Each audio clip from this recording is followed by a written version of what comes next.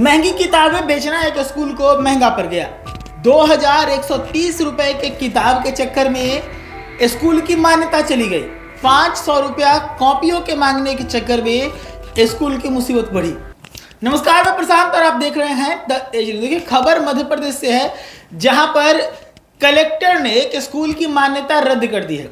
दरअसल एक मजदूर कलेक्टर के पास पहुंचा था बच्चे की किताब लेकर, दूसरी कक्षा की बच्चे की किताबें लेकर मजदूर पहुंचा था कलेक्टर के पास।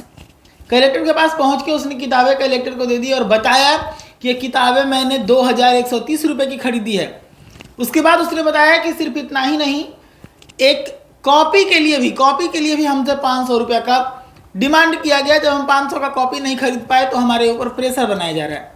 इसको लेकर मजदूर कलेक्टर के पास पहुंच गया। कलेक्टर साहब ने जैसे ही मजदूर की बातें सुनी, आग बबूला हो गए और आग बबूला होने के साथ ही स्कूल के मान्यता को रद्द करने की बात कह दी।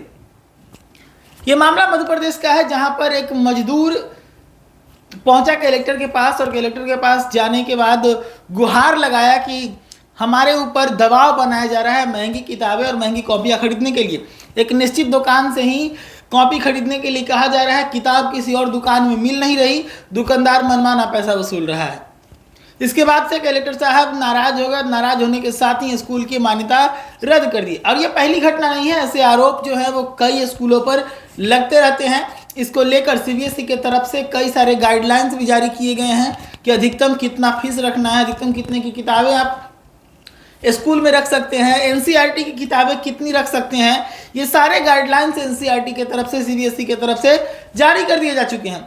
लेकिन इसके बावजूद जो बच्चे की 2130 रुपए की किताब है, उसमें एक भी एनसीईआरटी की किताब नहीं थी, जिसको लेकर भी स्कूल पर नाराजगी थी कलेक्टर साहब की।